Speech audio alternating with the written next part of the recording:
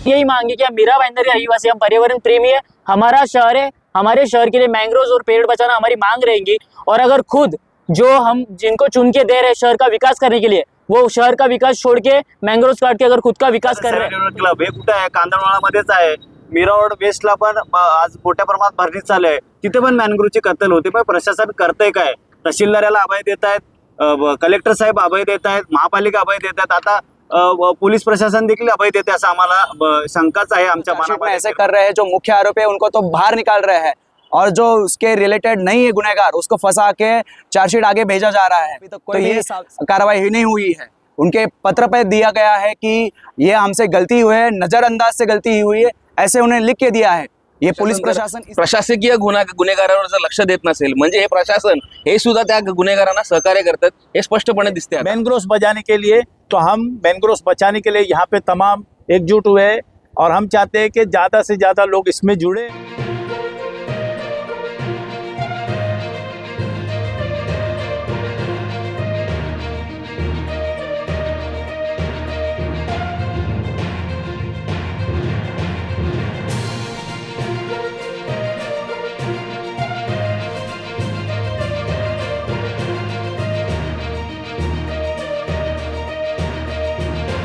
बताना चाहूँगा मीरा भाईंदर शहर आजू-बाजू के सारे सिटीज़ में नहीं बोले 30% से ज़्यादा ग्रीनरी को नष्ट किया गया है।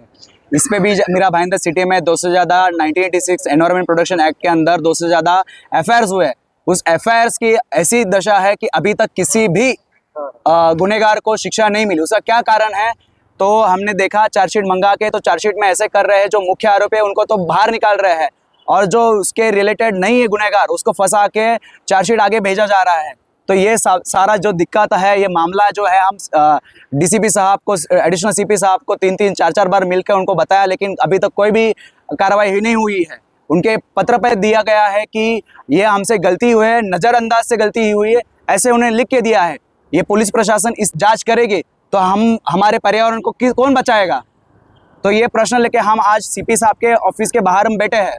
वेस्ट में एक ऐसा हुआ है कि जो मेन आरोपी, मेन अक्यूज टेंडर पे गुनहगार पे एफआईआर हुआ है, उस गुनहगार को बाहर निकाल गया है। उस पे साल भर पे हम लोग फॉलोअप लेके काम कर रहे हैं, पाठ पुरावा करके बता रहे हैं कि आपने गलती की है, तो भी वो मानने को तैयार नहीं। जब हम एडिशनल सीपी साहब ने इंक्वायरी की तो उस पर उन्होंने इंक्वायरी पे, जांच पे ऐसा बोला गया कि हमसे गलती हुई है, और कल 3 अगस्त को उन्होंने एक लेटर दिया है कि हमने 4 आरोपी को उसमें जोड़े हैं। तो ऐसी गलतियां ऑलरेडी हो चुकी है। हमारी यही मांग है कि 200 जो एफआईआर है उसको री इन्वेस्टिगेशन किया जाए, मेन जो आरोपी है उनको वापस उस चार्जशीट में दाखिल किया जाए, और यहाँ पे जो आरोपी है मीरा भाईंदर पर्यावरण को ह्रास करने वाले, उनको शिक्षा मिले, यही हमारी मांग है। मुद्दा क्या है, क्या मांग? सर मुद्दा कुछ नहीं है, हम लोग ने शांतिपूर्वक यहाँ पे कमिश्नर साहब को मिलने को आए मीरा भाईंदर के, लेकिन पिछले 1 घंटे से हमारे साथी, हमारे दोस्त को बिठाकर उनको नहीं मिलते हुए उनको मतलब एक किस्म का हैरेसमेंट कर रहे। हम लोग पर्यावरण के लिए आवाज़ उठा रहे, हम लोग ना के हमारे बेनिफिट के लिए आवाज़ उठा रहे। यहाँ पे कितने ऐसे आपको एफआईआर बताऊं जिस पे एफआईआर तो हुई है लेकिन चार्जशीट नहीं है। नवघर के अंदर जो है वालचंद एवेन्यू करके जो बिल्डिंग बन रहा है उसमें मेरा एफआईआर है। रामदेव हाइट्स जो बन रहा है 7-11 के बाजू में, उसमें मेरा एफआईआर है। आगे सलासर बिल्डिंग के उसके ऊपर एफआईआर है। लेकिन आज देखने को मिल रहा है कि महानगर पालिका ने उस पर IODCC इशू कर दिए, बड़े पैमाने पे वहाँ पे बिल्डिंग का काम चल रहा है। तो कहीं ना कहीं ये हमारी खामियां है, हमारी गलती है कि एक डिपार्टमेंट से दूसरे डिपार्टमेंट को ये एफआईआर जो है ट्रांसपेरेंट नहीं हुई, उसके ऊपर चार्जशीट नहीं दाखिल की गई, और जो है वहाँ पे मैंग्रोव जो है था वो बुझाकर आज वहाँ पे बड़ी आलीशान इमारत बन रही है। तो हमारी यही मांग है, हम कोई हमारे घर के लिए यहाँ नहीं बैठे हैं, हम हमारे फ्यूचर और हमारे आने वाली जनरेशन के लिए बैठे हैं। तो हम सिर्फ न्यायपालिका से जो है हमारे को न्याय चाहिए।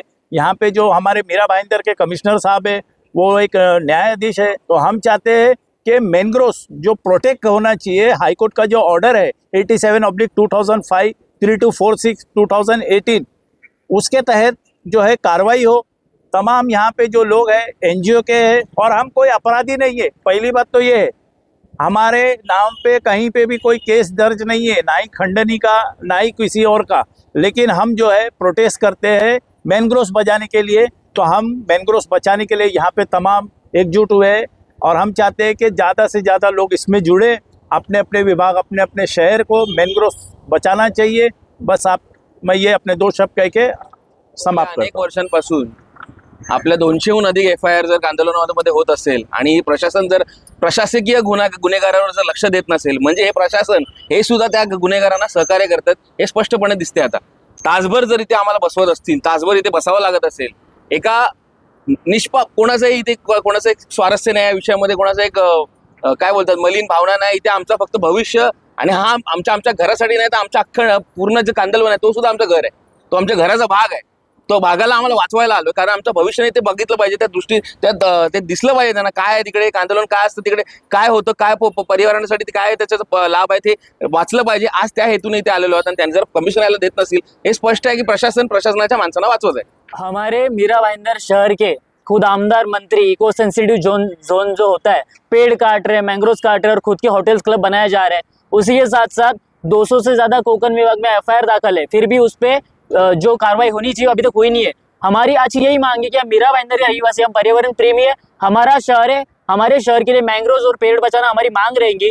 और अगर खुद जो हम जिनको चुन के दे रहे हैं शहर का विकास करने के लिए, वो शहर का विकास छोड़ के मैंग्रोव्स काट के अगर खुद का विकास कर रहे हैं तो ये रोकना चाहिए और उन पे कार्रवाई होनी चाहिए. ये हमारी आज की मांग रहेगी.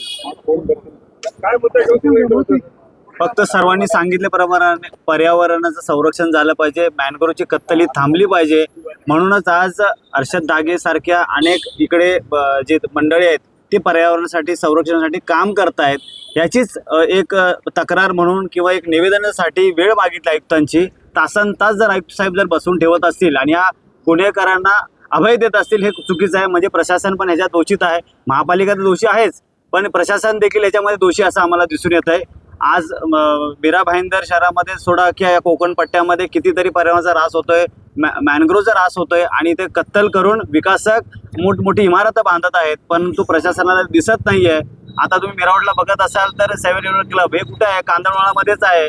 मीरारोड वेस्टला पण आज मोठ्या प्रमाणात भरणी चालू आहे, तिथे पण मॅनग्रोव्हची कत्तल होते. पण प्रशासन करतंय काय? तहसीलदाराला अभय देत आहेत, कलेक्टर साहेब अभय देत आहेत, महापालिका अभय देत आहेत, आता पोलीस प्रशासन देखील अभय देते असं आम्हाला शंकाच आहे, आमच्या मनामध्ये निर्माण झालेलं आहे. जर या पद्धतीने आमचं जर ऐकलं नाही तर पुढचं जे काय आहे ते ठरवून आम्ही ह्याच्या पुढचं मोठं आंदोलन आम्ही उभं करू, एवढंच मी तुम्हाला सांगेन. महानगरपालिका पण येते आणि मीरा भाईंदर महानगरपालिकेमध्ये जवळजवळ 200 FIR 7-8 पोलीस स्टेशनमध्ये दाखल झालेली आहे. पण बिल्डरांच्या विरुद्ध किंवा ज्यांची जमीन आहे, जमीन मालक आहेत त्यांच्या विरुद्ध FIRमध्ये नाव नोंदवली जात नाही.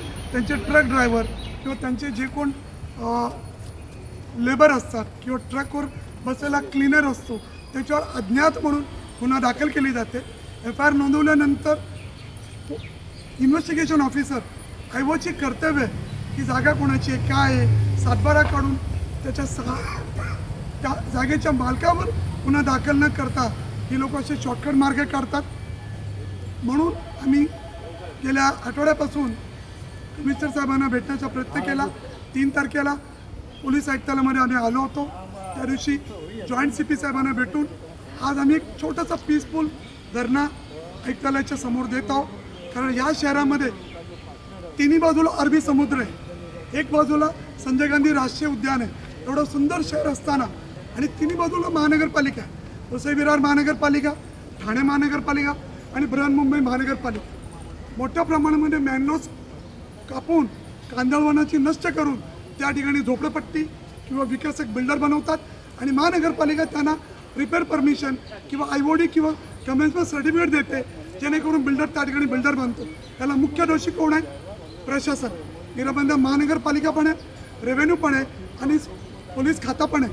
कारण ज्यांनी ती याचिका 87/2006 मध्ये बॉम्बे एन्व्हायरमेंट ॲक्शन ग्रुपच्या केसच्या जजमेंटमध्ये स्पष्ट निर्णय दिलेला आहे, त्याचा पालन कोणतेही डिपार्टमेंट करत नाही. म्हणून आज आम्ही शांततेने या ठिकाणी आंदोलन करण्यासाठी आले आहोत. आमचे एक चांगले कार्यकर्ते अर्षद दगेजी आता पोलीस आयुक्त साहेबांना भेटायला गेले. आता खाली आल्यानंतर आम्ही आमची पुढील जी काही योजना असेल ती आम्ही निश्चित करू. Today we are all gathered here, citizens who love this wonderful place of Mira Bhayandar, to demand that a fair investigation happen for the FIRs that were registered for various violations under the Environment Protection Act. So what has happened is there are many cases where the FIRs have lodged, but in the charge sheets, the people who are supposed to be accused or who are really responsible for the destruction of the environment without due process have not been named. When we today met the relevant authority, they said that it was an oversight. But that is left to the people to decide whether this issue is really an oversight. It is really disheartening to see that so many mangroves and trees are being removed in Mira Bhayandar without due process, and the authorities are taking no account of all this. So therefore we have come today to place the demands that such FIRs be reinvestigated and the accused be brought to justice. Thank you.